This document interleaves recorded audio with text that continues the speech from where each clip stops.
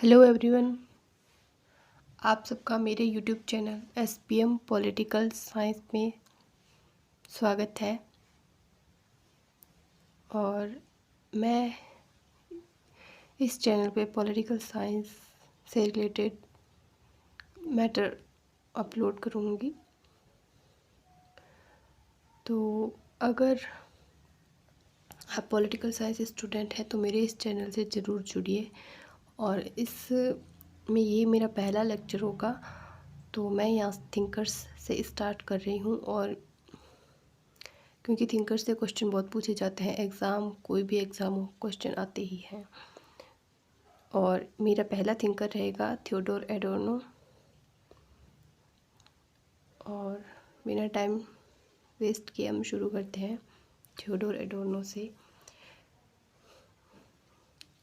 Theodore एडोर्नो का जन्म 1903 में हुआ था और इनकी मृत्यु हो गई थी 1969 में। मतलब कि ये आधुनिक सिद्धांतकार हैं और ये जर्मनी के हैं। और ये दार्शनिक और सामाजिक सिद्धांतकार हैं। इसके अलावा इन्होंने समाज विज्ञान, मनोविज्ञान, संगीत शास्त्र, सांस्कृतिक आलोचना, कई फील्ड में इन्होंने काम किया है। और ये फ्रैंकफर्ट स्कूल की पहली पीढ़ी के विचारक हैं, यानी कि फ्रैंकफर्ट स्कूल की पहली पीढ़ी के विचारक है। फ्रैंकफर्ट स्कूल 1923 में जर्मनी में था, जब ये सामाजिक अनुसंधान संस्थान के रूप में काम करता था। उसके बाद 1933 में जब हिटलर आया तो हिटलर ने इसको देश निकाला दे दिया था। तो फिर ये जब हिटलर इसको देश निकाला दिया तो फिर ये इसको USA में स्थानांतरित कर दिया गया। उसके बाद 1953 में इसको वापस फ्रैंकफर्ट में ले आया गया। मतलब कि थियोडोर एडोर्नो जर्मनी का है। दूसरी बात, ये फ्रैंकफर्ट स्कूल की पहली पीढ़ी का। और उसके बाद आता है कि इसका मुख्य योगदान क्या है थियोडोर एडोर्नो। क्वेश्चन यहीं से बनेंगे। मुख्य योगदान आलोचनात्मक सिद्धांत है, कि एक आलोचनात्मक सिद्धांतकार है। आलोचनात्मक सिद्धांतकार जो है ये क्या करते हैं, जो मार्क्सवाद है उसका जो चेंज हुए हैं आज में, जो परिवर्तित परिस्थितियां हैं उनमें मार्क्सवाद का अध्ययन करता है। यानी कि यह नव मार्क्सवाद की एक धारा के साथ जुड़ गया है। ये मार्क्सवाद को एक नई दिशा में विकसित करते हैं। और यानी कि अगर शॉर्ट में कहें तो आलोचनात्मक सिद्धांतकार है वो क्या करते हैं, ऐतिहासिक मार्क्सवाद को तो स्वीकार करते हैं, लेकिन वैज्ञानिक मार्क्सवाद है उसको वो स्वीकार नहीं करते हैं। जैसे कि आर्थिक मूल्य उत्पादन प्रक्रिया है, इसको ये स्वीकार नहीं करते हैं। क्योंकि जो ऐतिहासिक मार्क्सवाद है वो क्या है, नव मार्क्सवाद से संबंधित संकल्पनात्मक उपकरण यानी कॉन्सेप्चुअल टूल्स इसको अवेलेबल करवाता है, जैसे मिथ्या चेतना है, अलगाव है, ये जिससे कि आलोचनात्मक सिद्धांत का विकास होता है। और वैज्ञानिक मार्क्सवाद है वो आर्थिक मूल्य, उत्पादन प्रक्रिया इनसे संबंधित है। तो ये क्या है, ये इसको नकारते हैं आलोचना सिद्धांतकार, इसको नहीं मानते, ये ऐतिहासिक मार्क्सवाद को मानते हैं। और ऐतिहासिक मार्क्सवाद का वर्णन मिलता है 1844 की एक बुक है economic and philosophical manuscripts of 1844, इसमें इसका उल्लेख मिलता है। क्योंकि जो ऐतिहासिक मार्क्सवाद है वो क्या करता है, इसे चेतना की व्याख्या करता है। इसमें सामाजिक विश्लेषण है उसकी व्याख्या इस चेतना के आधार पे करता है। जैसे सामाजिक प्रबंध है तो वो कौन कौन से हैं, उत्पादन संबंध है वो किन किन से उत्पादन संबंधों से जन्म लेते हैं या किन से बनते हैं, नैतिक प्रकृति क्या है उनकी, इन सब का ये आलोचनात्मक सिद्धांतकारी अध्ययन करते हैं। यानी दोबारा समझे तो आलोचनात्मक सिद्धांतकार है थियोडोर एडोर्नो। और आलोचनात्मक सिद्धांतकार का नाम नव मार्क्सवाद से जुड़े हुए हैं। और नव मार्क्सवाद आलोचनात्मक सिद्धांत से किस प्रकार संबंध रखता है, क्योंकि ये भी चेतना और अलगाव ऐसी भावनाओं को मानता है, व्यवहार को प्रधानता देता है। जबकि वैज्ञानिक मार्क्सवाद वो संबंधों को, आर्थिक मूल्य, उत्पादन क्रिया वर्ग संरचनाओं को महत्व देता है। तो ऐतिहासिक मार्क्सवाद है जो आलोचनात्मक सिद्धांत के लिए विकास के लिए एक टूल्स अवेलेबल करवाता है। और ऐतिहासिक मार्क्सवाद का वर्णन मिलता है 1844 की इकोनॉमिक एंड फिलोसॉफिकल मैन्यूस्क्रिप्ट में। क्योंकि इसमें क्या है कि इसमें चेतना की व्याख्या, सामाजिक प्रबंध, उत्पादन के संबंध, नैतिक प्रकृति, इन सब का व्यवहार के आधार पर अध्ययन किया गया है। उसके बाद आता है कि थियोडोर एडोर्नो है उसका एक जो उसने एक पॉइंट रखा वो है कि जो आजकल के थिंकर्स है या फिर चिंतन प्रणालियाँ हैं, वो क्या करती हैं, एक कोई ऐसा रूल या नियम बनाने की कोशिश करती हैं जिससे कि संपूर्ण सृष्टि का विश्लेषण किया जा सके है। लेकिन थियोडोर एडोर्नो के अनुसार ऐसा कुछ भी पॉसिबल नहीं है, ये एक निरर्थक नहीं है, यानी कि इम्पॉसिबल है।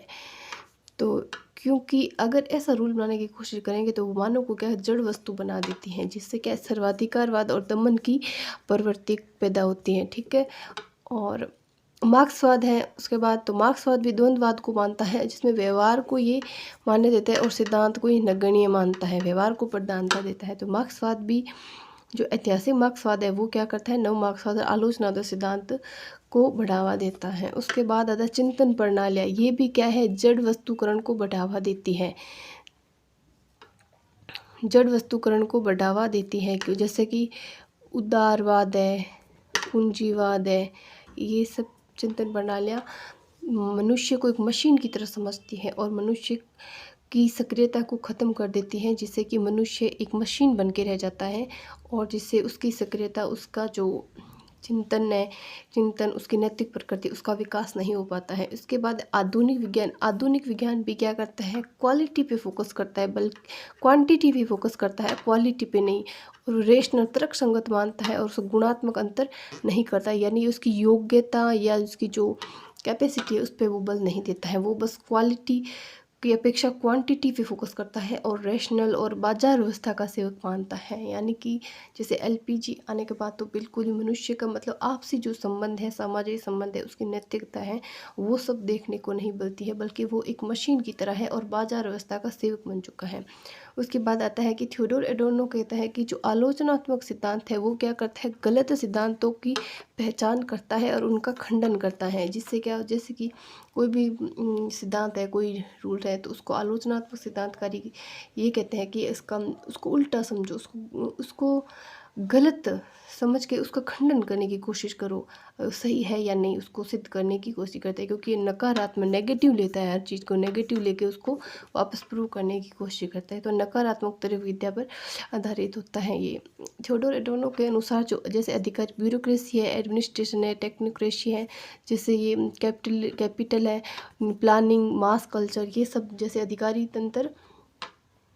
तंत्र में हम क्या करते हैं कि जो नौकरशाही है, इसने हमें एक मशीन की तरह बना दिया है, क्योंकि हम अपनी सक्रियता, अपनी जो एक्टिविटी है, अपने किसी कहीं कुछ करने की स्वतंत्रता, वो सब खो चुके हैं। इसी तरह प्रशासन, तकनीक, सदस्य केंद्रित पूंजी, नियोजन, ये सब क्या है, ये सब जो व्यक्तिगत स्वतंत्रता को नष्ट कर देते हैं, जिसकी उसकी जो पर्सनल लाइफ होती है और जो उसको करने की कोई फ्रीडम होती है, वो नष्ट हो जाती है। इससे क्या होता है, समाज और चेतना में जड़ वस्तुकरण बढ़ता है, यानी कि वो एक बने बनाए सांचे में डालने की कोशिश करते हैं किसी को भी, तो उसकी जो खुद की जो सेल्फ कुछ करने की क्षमता होती है, जिससे किसी की आलोचना करने की उसकी फ्रीडम, वो सब उसकी ख़त्म हो जाती है, जिससे कोई भी हलचल या परिवर्तन नहीं होता है।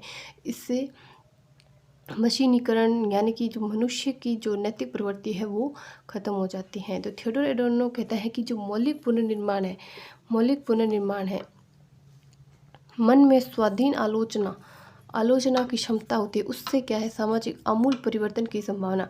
यानी कि जो मन में मनुष्य की जो किसी की आलोचना करने की, जैसे कि राजनीति में भाग लेने की, सामाजिक संबंध, आसपास जो भी कुछ हो रहा है उसकी आलोचना करने से वो उसकी क्षमता है, उससे वो क्या कर सकता है, सामाजिक परिवर्तन ला सकता है, मतलब अपने आप को इस जड़ वस्तुकरण से बढ़ा सकता है, जो कि एक चिंतनीय विषय। और आलोचनात्मक सिद्धांत का सार यही है कि आलोचना करो, जो भी आपके आसपास हो रहा है उसको आलोचना, उसमें आप भाग लो, उसको समझो, अगर वो सही है, गलत है, क्या है, उसको समझो, उसकी आलोचना करो, उसके बाद उसमें परिवर्तन करो जो भी आपके अनुकूल हो। मशीन और की तरह मत बनो। थियोडोर एडोर्नो के अनुसार यही होना चाहिए कि आपकी जो मौलिकता है उसे बनाए रखो, आपकी सक्रियता, करने की क्षमता जो भी, उसे बनाए रखो। यही थियोडोर एडोर्नो का मानना था, जिससे क्या होते, जो समाज में है वो नैतिकता, चेतना, उसके जो